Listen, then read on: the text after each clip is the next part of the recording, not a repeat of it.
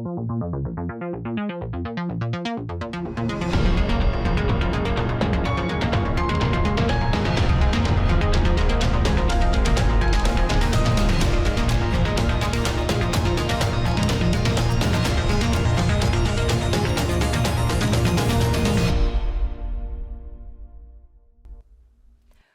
à tous, je suis très heureuse de vous retrouver pour ce nouveau numéro d'Immédiat. Bonjour Jean-Yves. Bonjour Floriane.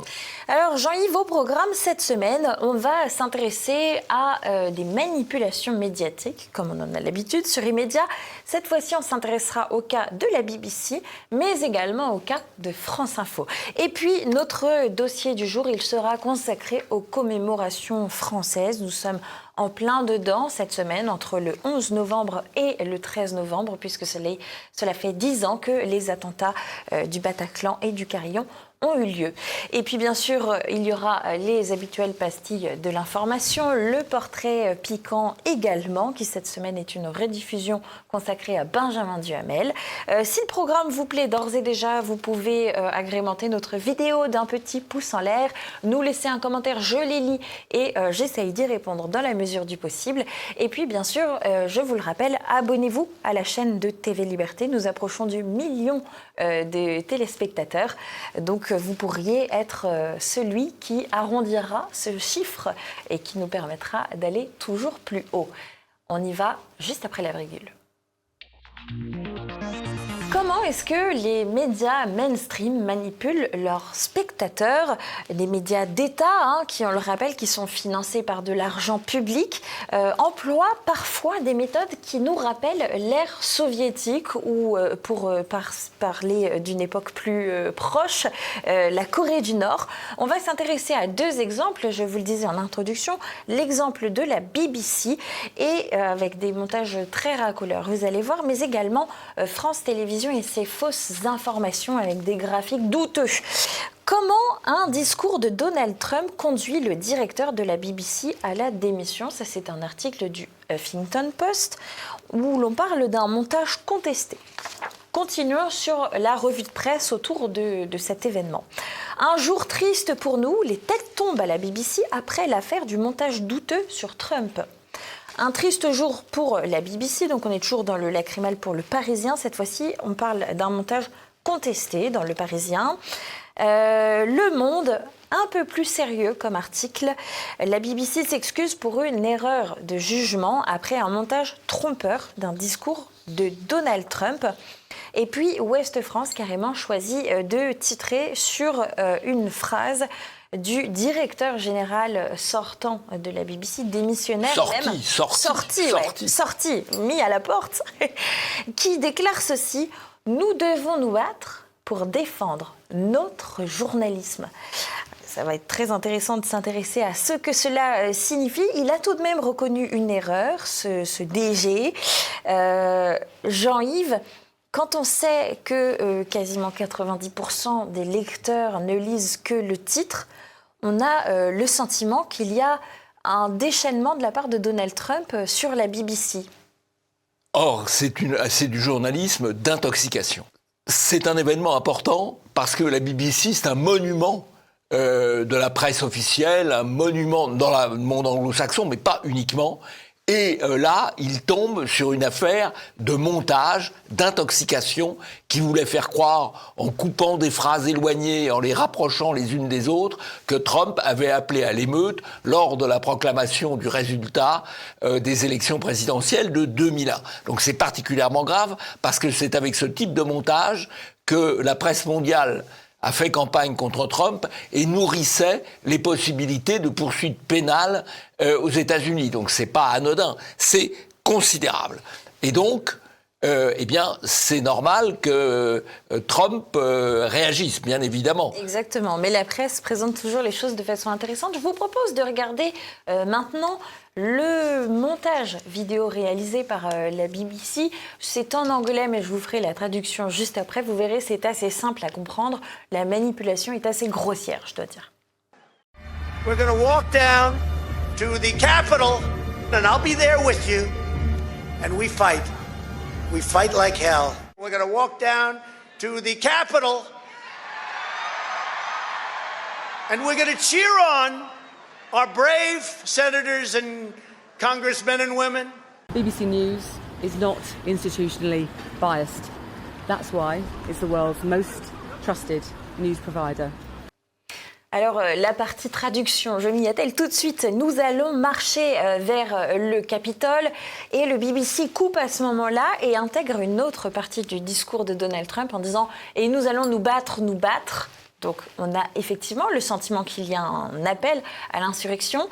Et en réalité, dans le discours originel de Donald Trump, qui était filmé par des milliers de caméras, donc tout le monde savait exactement ce qu'il a dit. Et il a dit « Et nous allons encourager nos députés, nos élus », ce qui n'est pas tout à fait la même thématique. Et puis, juste après ce montage, on a pu voir un extrait d'une interview.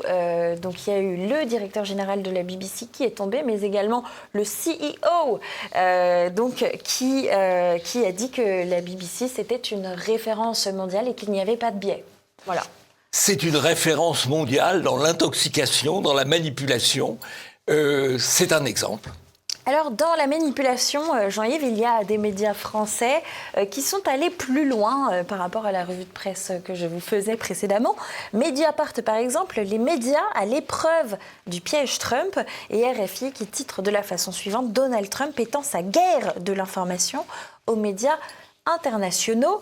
Guerre de l'information, c'est tout de même intéressant quand on a guerre en fait... contre la désinformation. Guerre contre la... Exactement. Il y a une guerre pour la vérité, en réalité. Et puis, BFM TV qui titre de la façon suivante « Donald Trump estime avoir l'obligation de poursuivre la BBC pour diffamation après la polémique sur le documentaire. Il les menace de réclamer $1 milliard de dommages et intérêts à la chaîne britannique. Qu'est-ce que serait un titre neutre, Jean-Yves, si jamais on essayait de titrer un peu, on est journaliste de BFM TV, on va se dire, on va titrer différemment. Montage erroné de la BBC, Trump envisage des poursuites. Là, c'est un titre neutre. Mais ils n'en sont pas capables. Non. C'est contraire à leur éthique. Exactement. Et Libération, carrément, oui, j'allais oublier cet article de Libération. Libération a carrément titré « La BBC annonce avoir reçu une lettre de menace de Donald Trump ». Bon, ça s'appelle une lettre d'avocat, en fin de compte. Oui, voilà. Il me semble, hein. Il me semble. Donc voilà, il faut rappeler quand même qu'il y a de nombreux problèmes à la BBC. Ce n'est pas la première problématique soulevée qui a donc conduit, on le rappelle, à la démission du PDG et de la directrice générale. En 2023, donc il n'y a pas si longtemps, Hugh Edwards, qui était un des piliers de la BBC, a été écarté de la présentation. Il présentait depuis 20 ans le journal de 22 heures de la BBC parce qu'il a été accusé d'avoir payé un mineur pour obtenir des photos explicites. Et puis, quand la justice s'est intéressée de plus près à son cas, on a retrouvé des images pédopornographiques dans ses appareils. En février 2025, il y a eu également un petit problème de ligne éditoriale encore, avec un documentaire sur Gaza qui était présenté par une voix off d'un jeune garçon palestinien. Ce que la BBC n'avait pas expliqué, c'est que c'était un jeune garçon palestinien qui était le fils d'un des membres du Hamas. Ce qui n'est pas tout à fait neutre et pourtant cela avait été omis. Et puis donc bien sûr ce discours trompeur de Donald Trump dont on a l'impression quand on écoute la BBC qu'il appelle à marcher vers le Capitole. Donc c'est un montage trompeur qui a d'ailleurs été révélé rendant à César ce qui appartient à César par The Telegraph qui a publié une note. Alors, le Télégraphe est le journal un peu conservateur, ouais. Allez, à la droite du Figaro, on va dire. Voilà. Figaro à droite. Oui. Voilà. Figaro Vox dans ce cas, ouais. Oui, Figaro Vox. C'était voilà. le comité des normes éditoriales de la BBC qui avait alerté à l'époque. Ça n'avait pas été entendu et donc cette note a été publiée par The Telegraph. Passons maintenant, si vous le voulez bien, à France Info. Donc retour en France. France Info et les fausses informations. France Info, plus c'est gros, plus c'est pipeau, plus c'est France Info. Ils étaient en train d'interviewer Xavier Bertrand sur leur plateau, qui s'occupe du cas de Bardella d'ailleurs, à ce moment-là de l'interview. Et là, l'on voit à l'antenne un sondage sur les présidentielles 2027 et les intentions de vote au premier tour. Évidemment, ce sondage, il a fait beaucoup parler de lui parce que maintenant, je vous le passe en gros. Vous allez voir, il y a quelques petits problèmes. On a 12% de Jean-Luc Mélenchon qui sont égales à 6,5% de François Hollande. D'où la colère de Mélenchon. Exactement. On a les 5,5% de Marine Tondelier qui sont en dessous des 4% de Dominique de Villepin et qui sont inférieurs également aux 5,5% de Xavier Bertrand. 5,5% de Xavier Bertrand qui sont plus hauts que les 6% de Zemmour. Exactement. Alors, il y a quand même beaucoup de problèmes dans ce sondage. Jean-Yves, il y a plusieurs théories. Alors, il y a une théorie... soit la méchanceté, soit la bêtise. Voilà, soit la méchanceté, soit la nullité. C'est notamment Vanguard, qui est un statisticien très présent sur Twitter et très précieux, qui dit c'est une erreur, voilà, c'est une erreur.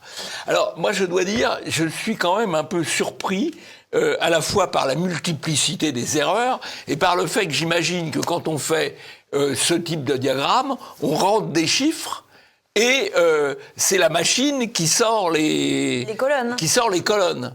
Alors comment ils ont fait? Franchement... Ils se sont plantés en plus dans le graphique d'excuses qu'ils ont fait. Il y avait encore des erreurs. Enfin, vraiment, c'est des champions. Ouais. Alors, moi, j'ai appris à faire ça au collège.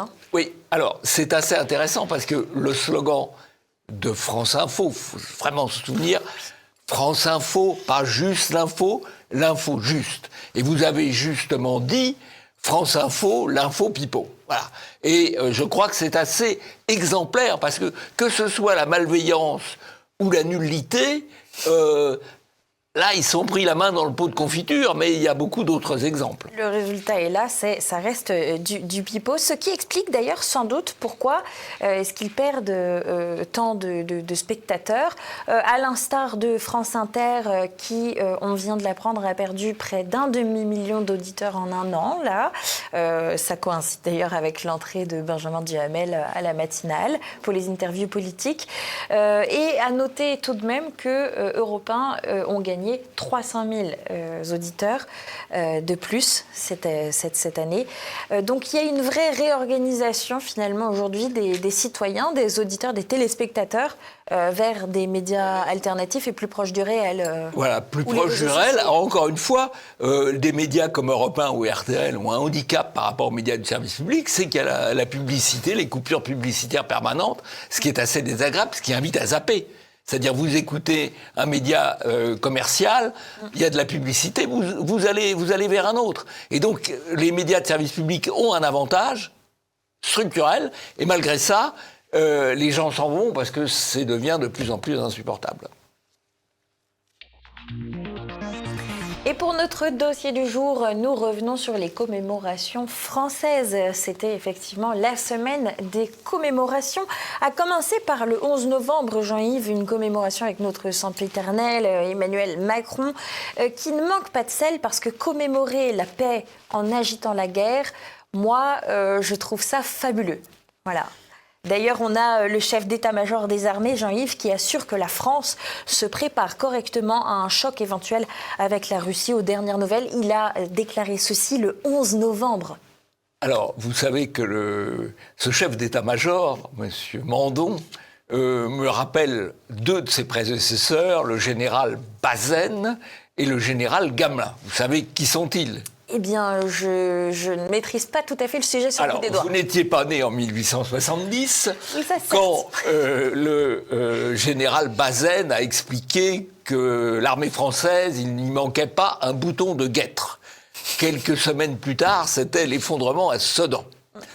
Et vous n'étiez pas né non plus en 1939, non plus. Quand le général Gamelin, autre prédécesseur du général Mandon, a dit que nous sommes prêts. L'armée française était prête quelques mois avant le désastre de 40. Je pense que ce monsieur devrait faire preuve d'un peu plus de prudence et de modestie. Alors en tout cas, les Français ne sont pas dupes, Jean-Yves, heureusement. Et je vous invite maintenant, chers téléspectateurs, à regarder une vidéo du cortège présidentiel et de la foule, ou plutôt de l'absence de foule. Regardez ça. Après avoir salué, embrassé parfois les personnalités qui se trouvaient dans la tribune officielle face à l'Arc de Triomphe en haut des Champs-Élysées, va emprunter la plus belle avenue du monde, un peu terne, là en ce 11 novembre, légèrement gris sur le plan météorologique. La foule est allée sans doute déjeuner et a quitté peu à peu les trottoirs de la grande avenue des Champs-Élysées. Et le président, dans son cortège officiel, redescend cette foule, cette avenue des Champs-Élysées, direction l'Élysée, là. C'est fameux. Alors j'avoue, là, c'est grandiose, c'est grandiose. Là, c'est pas le service public, là, c'est BFM, là. LCI. Non, mais ils sont vraiment forts. Vraiment des champions. En réalité, personne ne veut se joindre maintenant à cette commémoration avec ce président qui, on le rappelle, est le plus détesté pour l'heure de la Ve République. On les comprend. Toujours est-il qu'aujourd'hui, à l'heure où nous tournons, c'est le 13 novembre, autre commémoration française. C'était il y a 10 ans, on vous rappelle, le Carillon, le Bataclan, les terroristes musulmans. Voilà, c'était il y a 10 ans. Alors vite, on nous a ressorti les bisounours, les fleurs, les ballons et le c'est pas l'islam naturellement. Et je vous propose de regarder un petit intervenant de France Info qui fait ce commentaire tout à fait douteux et de mauvais goût. On l'écoute tout de suite. Je vous donne juste un chiffre pour étayer le propos. Le terrorisme islamiste, entre 2012 et 2023, ça fait 273 morts en France. La pollution de l'air, ça a fait entre 500 000 et 1 million de morts en 10 ans, sur la même période. Qu'est-ce qui nous rend le plus en insécurité ? Ils sont complètement dingues. C'est d'ailleurs ce que le réalisateur de cette émission vient de dire, c'est scotchant. Alors, d'abord, c'est pas sur le même plan, puisqu'il y a d'un côté des maladies, de l'autre des attentats qui ont des conséquences politiques d'intimidation de l'ensemble de la population.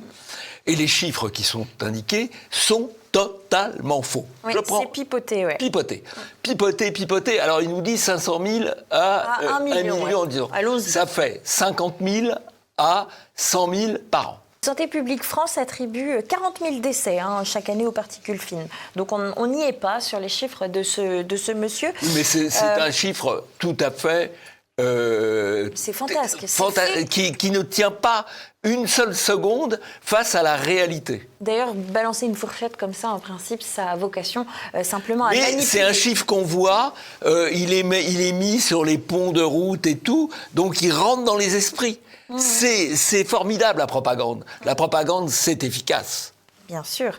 Alors, si vous voulez en savoir plus sur l'alarmisme climatique, parce que c'est un peu la thématique de ce week-end, eh bien, je vous invite à aller au forum de la dissidence de Polémia, et donc à ne pas écouter France Info, naturellement, parce qu'on va parler de ça toute la journée. C'est de 9h30 à 18h30 à la salle Athènes Service à Paris. Donc venez nombreux, n'hésitez pas. Parenthèse fermée.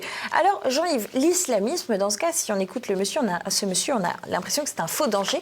Toujours est-il que nous, dans Immédiat, on s'intéresse à la presse. Eh bien, Le Figaro vient de publier ceci. Les services de renseignement décrivent un danger islamiste prédominant. Quelques chiffres pour continuer dans ces chiffres qui m'ont l'air un peu plus sérieux toutefois. Depuis 10 ans, la France recense un attentat meurtrier tous les 6 mois et plus de 80 projets islamistes déjoués. Ces projets déjoués, ça fait quasiment une tentative d'attentat tous les 2 mois, tous les mois et demi, plus exactement. On peut donc raisonnablement dire que c'est sérieux, me semble-t-il, et que c'est stressant. Et le stress, c'est cancérigène. Et ça met la crainte dans la tête des professeurs, dans la tête des agents des services publics, des conducteurs de bus. Ça met la peur. C'est le principe du terrorisme. Exactement. Et ça a donc un effet, évidemment, beaucoup plus important que le simple nombre de morts, qui est une donnée statistique, mais qui n'est qu'une toute petite partie de la réalité. Et dans laquelle, d'ailleurs, je rajoute qu'on oublie bien souvent les blessés et tous ces blessés du Bataclan qui ont actuellement des gueules cassées, qui ont des jambes cassées, qui ont une démarche claudicante, voire même qui sont en fauteuil. Ne les oublions pas. Toujours est-il que pour faire oublier cette réalité, eh bien, certains ont mis les moyens. J'ai reçu ce magazine, moi, hier, dans ma boîte aux lettres, à Paris. Fluctuat nec meritur, 10 ans après les attentats du 13 novembre, Paris se souvient. Et en réalité, c'est un tract, ce magazine, Jean-Yves, parce qu'il appelle à se rendre place de la République à partir de 18h ce jour, à l'heure où nous enregistrons, donc, avec un rassemblement pour rendre hommage aux victimes des attentats. Un rassemblement avec quoi? Avec des bougies ou des fleurs au pied de la statue pour honorer leur mémoire. On est toujours dans les fleurs, les bougies, les petits ours en peluche et les ballons. On a également l'avocate de Salah Abdel-Salam qui a eu une riche idée, je dois dire. Elle a décidé d'ouvrir son client à une démarche de justice restaurative. En quoi cela consiste? En 2 mots, Jean-Yves, expliquez-nous. Au fond, ça consiste à remplacer la punition du criminel par une tentative de réconciliation entre l'assassin et sa victime. C'est aller toujours plus loin dans le même sens, donc au fond dans le désarmement judiciaire. Et puis, ça nourrit le discours dominant sur le thème « Vous n'aurez pas ma haine ». Voilà. C'est ça le discours dominant. Et les gens qu'on fait parler, les victimes du Bataclan, il y en a eu il y en a eu beaucoup. Des familles de victimes, il y en a énormément. Mais ceux qu'on choisit pour parler, c'est ceux qui sont sur ce créneau-là. Vous n'aurez pas ma haine. Ils ne sont pas forcément représentatifs de l'essentiel, mais ceux qui sont qui sont chargés de porter le message dominant. Moi, j'aurais un peu peur en allant me rendre auprès de Salah Abdel-Salam qui finisse le boulot, mais ce n'est que mon avis. Le dessin de Plantu également, la culture sera plus forte. Bon, voilà, c'est fatigant. L'abolition de la peine de mort, décidément, Jean-Yves, c'est une véritable expérience sociale humaniste, je crois, parce que ça permet beaucoup de choses. Je vous propose maintenant d'écouter Madame Moudéa Castéra, qui parle du fait qu'il faudrait évacuer la partie négative du souvenir, mais elle le dit mieux que moi. Écoutez donc. C'est important pour moi d'être aux côtés de l'association des victimes françaises du terrorisme et de toutes ces personnes ici qui sont là au départ de cette course, à la fois pour se souvenir, pour honorer la mémoire des victimes et essayer d'être plus fort que ça, plus fort que la peur, plus fort que le danger, plus fort que l'angoisse que tout ça a pu générer, d'évacuer la partie négative du souvenir et d'essayer d'être là, de faire corps tous ensemble et voilà, de dire non au terrorisme. Dire non au terrorisme. Avec une opération de com. De course et de marche en sillonnant les lieux des attentats. Et avec... effectivement, si on évacue la partie négative du souvenir, il ne va plus rien rester, à mon avis. Oui, il n'y avait pas beaucoup de Alors, tout de même, qui est Madame Moudéa Castéra ? Rappelons-le. Rappelons-le, c'est la cousine de Benjamin Duhamel, c'est la nièce d'Alain Duhamel, la nièce d'Olivier Duhamel, la nièce de Nathalie Saint-Cricq. Je dois en oublier.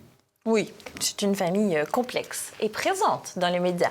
Alors pourtant, 10 ans après le drame, au lieu d'organiser des marches ou des courses ou des hommages ou des petits ballons, des petites bougies, on pourrait en fait surtout faire le procès de la caste journalistique et médiatique de l'époque. Souvenez-vous de combien est-ce qu'ils ont menti avec ces quelques articles que je vous repêche des archives. TF1, non, les terroristes de Daesh ne s'infiltrent pas parmi les migrants. France Inter également, des terroristes infiltrés parmi les migrants. L'argument est agité à longueur d'interview par l'extrême droite. Il n'est pas crédible, on vous explique pourquoi. Et il y avait également ces articles « Réfugiés, le fantasme de l'infiltration terroriste ». Un article du Monde qui a été changé ensuite. Le titre a changé. Et ils ont mis des terroristes parmi les migrants après les attentats. Ils ont changé le titre après les attentats. D'ailleurs, ce qui était fort, c'est qu'il y avait un petit encart qui disait que compte tenu des graves menaces et insultes proférées à l'encontre de la journaliste à l'origine de cet article, ils avaient décidé de modifier le titre. Et donc, c'était de la faute des lecteurs. Oui, et c'est orwellien, changer. Voilà. Et c'était dans les Bobards. On réécrit le passé. Voilà. C'était dans les Bobards, oui. Exactement. Je me suis donc rendue tout simplement sur leur site et je vous invite à aller le visiter de temps en temps parce qu'on oublie les magnifiques bobards que nous cultivent les médias à longueur d'année.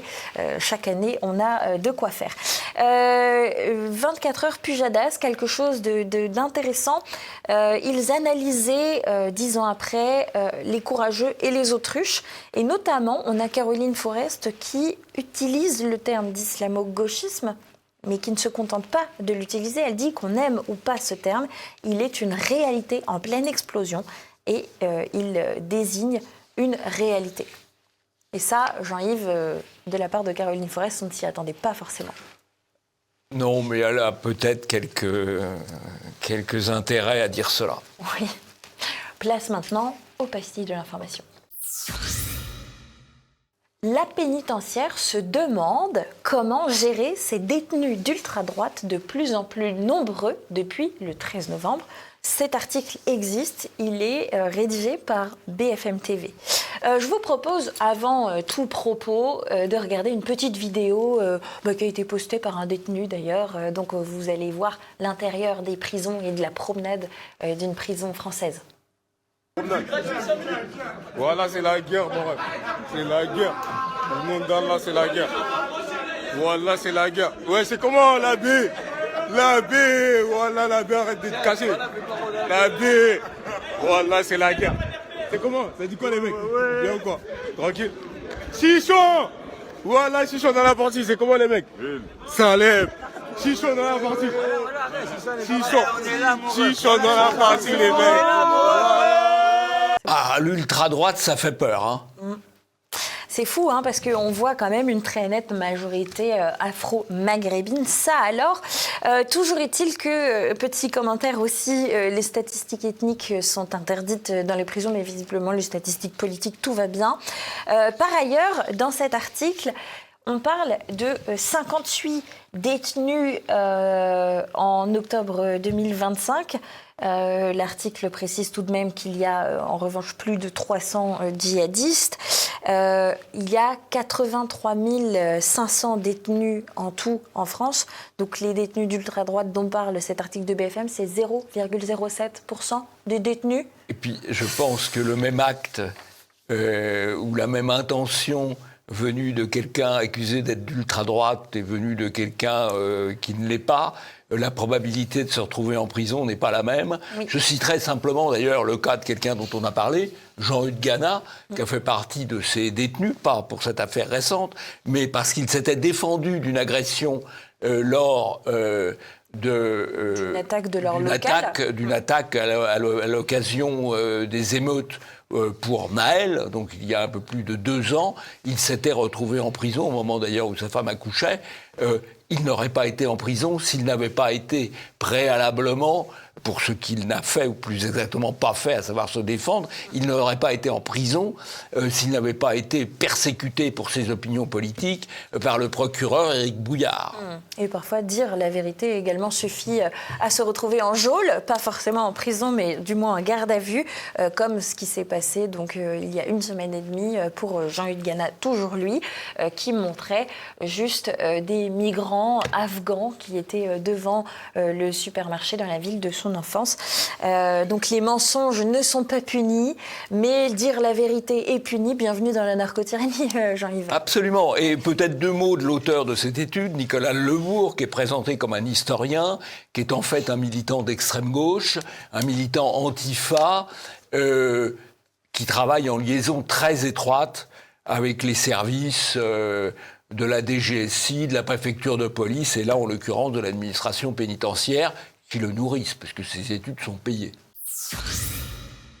Les réseaux sociaux et Macron font encore parler d'eux. De fait, BFM TV publie ceci. Emmanuel Macron en visite à Toulouse aujourd'hui pour une rencontre avec les Français sur le modèle du grand débat de 2019. Alors, ce n'est pas tout à fait une rencontre avec les Français, si je puis me permettre de corriger encore une fois dans ce immédiat BFM TV. Il s'agit d'une rencontre avec les patrons de presse quotidienne régionale. En l'occurrence, ce jour-là, c'était la Dépêche du Midi. Et les Français dont on parle, ce sont les lecteurs de cette même presse, ce qui représente donc une part tout à fait choisi de la population française. Et donc Emmanuel Macron a dit plusieurs choses dans ce premier rendez-vous. Il a dit notamment qu'il n'excluait pas de quitter certains réseaux sociaux, qu'il souhaitait imposer également aux réseaux sociaux la suppression des contenus qui sont faux et qu'il voulait encadrer les algorithmes, mais également supprimer les identités fausses des internautes pour que tout le monde ait une identité réelle. Et je vous propose de l'écouter parce qu'il y a un dernier propos qui a retenu mon attention. Vous allez très vite comprendre. Ce que je sais, c'est qu'on doit tout faire, d'où tout le travail qui est en train d'être mené, pour que ça ne soit pas les réseaux sociaux ou quelques-uns qui auront l'usage le mieux organisé ou le plus intéressé des réseaux sociaux qui pourront gagner cette élection. Oui, alors là, c'est intéressant la démarche de Macron parce qu'il veut combattre le monde nouveau, celui du journalisme citoyen, par le monde ancien, la PQR, la presse quotidienne régionale, subventionnée et qui perd chaque jour du crédit et de l'audience. Il parle devant la Dépêche du Midi. Alors parlons-en de la Dépêche du Midi. Ils étaient à 200 000 lecteurs par jour il y a 20 ans, ils sont à 100 000 maintenant. Ils ont été pris il y a une vingtaine d'années dans la plus grosse affaire sordide de diffamation contre l'ancien maire de Toulouse, Baudis. Ils l'ont diffamé de manière absolument ignoble. Voilà ce que c'est que la Dépêche du Midi. Alors c'est vrai qu'elle est dirigée par M. Bailey, qui est un ponte du Grand Orient de France et qui a été ministre de M. Valls, en même temps qu'il il a été poursuivi pour un certain nombre d'affaires sexuelles particulièrement sordides. Mais c'est ça la PQR, c'est-à-dire le conformisme, la manipulation, la subvention. Et comme dirait Fabrice Eppelboin, spécialiste du numérique, c'était mieux avant, avec cette illustration de Macron devant toutes les unes de journaux qu'il maîtrise et qui lui ont permis de gagner des élections. Chaque année, on nous ressort ces sempiternels articles sur les inégalités salariales et ce jour funeste, naturellement, où les femmes commencent à travailler gratuitement par rapport aux hommes. Et donc cette fois-ci, c'est un article du Parisien qui nous intéresse. À partir de 11h30, ce lundi 9 novembre, les femmes commencent à travailler gratuitement. Et je trouve qu'il y a eu un tacle de Sarah Knafo particulièrement bien joué. Et je vous lis son tweet. Et tous les Français, qu'ils soient hommes ou femmes, travaillent gratuitement pour l'État à partir du 16 de chaque mois. Et oui, parce que on le sait, si on regarde nos fiches de salaire, c'est assez simple. Il y a tout ce qui est confisqué avant qu'on soit payé par l'État, par les prélèvements obligatoires et les prélèvements aux entreprises. Donc en réalité, le véritable problème, c'est peut-être ce surprélèvement de l'État avant de s'intéresser à l'égalité homme-femme, dont on sait que les écarts salariales sont en réalité d'environ 2%, ce qui n'est quand même pas non plus le drame du siècle. À travail égal, bien sûr. À travail égal. Travail égal. Évidemment, comme on a des enfants, c'est des pauses dans la carrière, blablabla. Il y a une inégalité qui est évidente, qui est la charge de famille. Il y a peut-être l'inégalité entre les femmes et les hommes, il y a aussi l'inégalité entre les femmes selon leur situation de famille, et peut-être aussi d'ailleurs entre les hommes selon leur situation de famille. C'est bien possible également, ça me paraît certain même. Le climat, la COP30 et les talibans. Alors, ce n'est pas le début d'une blague, vous savez, comme les blagues sur les Belges, hein, c'est bien le titre de cette rubrique. C'est un tweet de BFM TV, encore eux, qui ont titré de la façon suivante. L'Afghanistan est un des pays les plus vulnérables au changement climatique. Les talibans regrettent de ne pas avoir été invités à la COP30. Jean-Yves ? Ah bah, tous les pays sont les plus vulnérables au changement climatique en fonction de l'actualité. Donc, alors, il y a l'Afghanistan, il y a l'Europe, tous les pays sont vulnérables. Il y a le Brésil, tous les pays sont les plus vulnérables au changement climatique. Venez vous désintoxiquer au Forum Polémien. des municipales sous haute tension à cause d'ingérences russes, vraiment. Eh bien, c'est ce qu'annonce la DGSI en parlant de l'existence de ce risque. À noter également en parallèle cet article de France Info, propagande, article en ligne falsifié, fausses informations propagées sur les réseaux. La Russie tente de désinformer l'Europe par de nombreux canaux.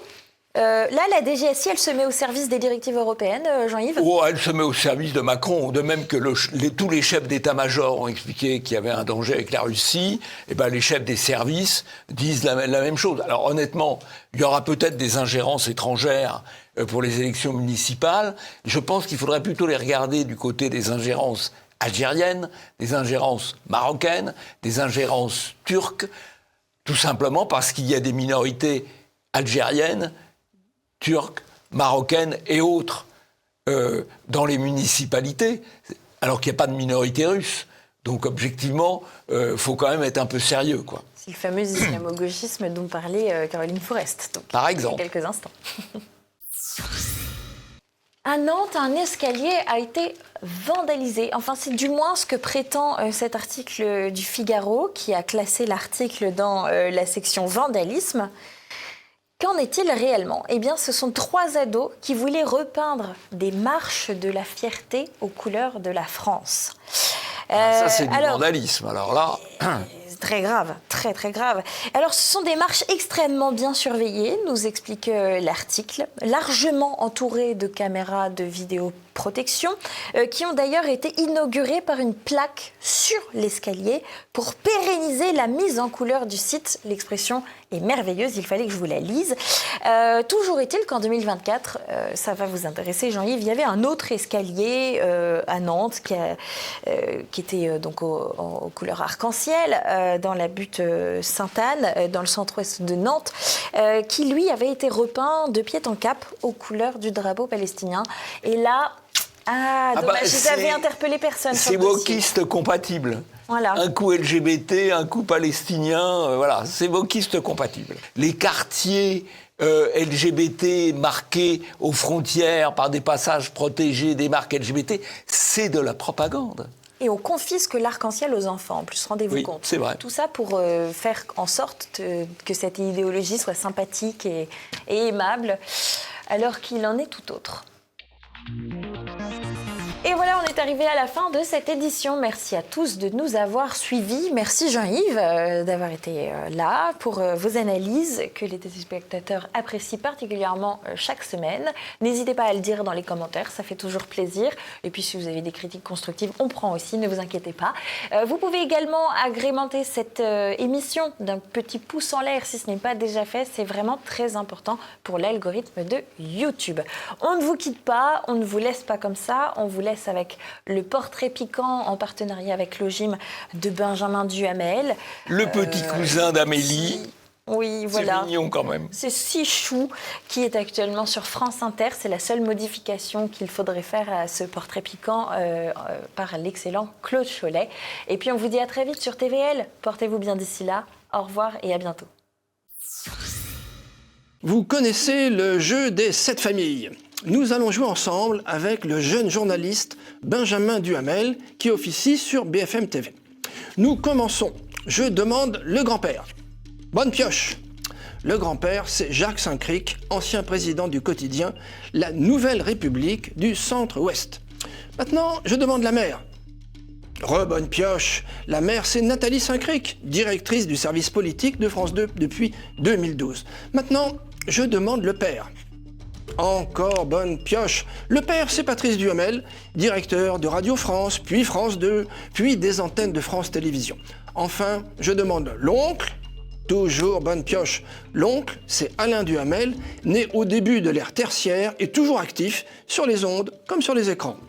Diplômé de Sciences Po en 2017, Benjamin Duhamel avait souligné sa proximité avec Clément Méric, un jeune gauchiste tué dans une bagarre en 2013. Encore étudiant, il déclarait la main sur le cœur, ouvrez les guillemets, ainsi donc on peut mourir, non pour être, comme le dit le cliché journalistique, au mauvais endroit, au mauvais moment, mais précisément parce que le courage de l'engagement nous a commandé d'être ce que l'on est à chaque instant de la vie, à chaque heure du jour. Ainsi donc en France, on meurt de nouveau de politique. On tue en France pour crime de gauchisme. Fermez les guillemets, c'est beau. Comme la conclusion d'une dissertation de Sciences Po, et c'est dans Libération, le 9 juin 2013. Benjamin trouve rapidement un bon stage, puis un emploi de pigiste chez RTL. Et RTL où officie son bon oncle Alain Duhamel. Il ne restera qu'un an à LCI où se trouve déjà Alain Duhamel, avant de filer chez BFM TV où il va retrouver un autre chroniqueur qui a changé de paroisse. Je vous le donne en mille, c'est l'oncle Alain, toujours lui. Le monde est vraiment petit. Le 17 janvier 2023, il participe à un déjeuner de presse sur la réforme de retraite, en théorie confidentielle, avec Emmanuel Macron. Il reprend dès le 18 janvier et mot pour mot les éléments du langage présidentiel parlant de victoire de l'irresponsabilité en cas d'échec de la réforme. Laissons le mot de la fin à Daniel Schneiderman d'Arrêt sur Image. Je cite « Je dis Duhamel le jeune pour qu'on distingue Benjamin Duhamel de Duhamel l'ancien, prénommé Alain. Fascinante dynastie à la Grimaldi. » Pierre Bourdieu parlait de reproduction sociale. Benjamin Duhamel en est une illustration grandeur nature. Passons le bonjour à sa famille.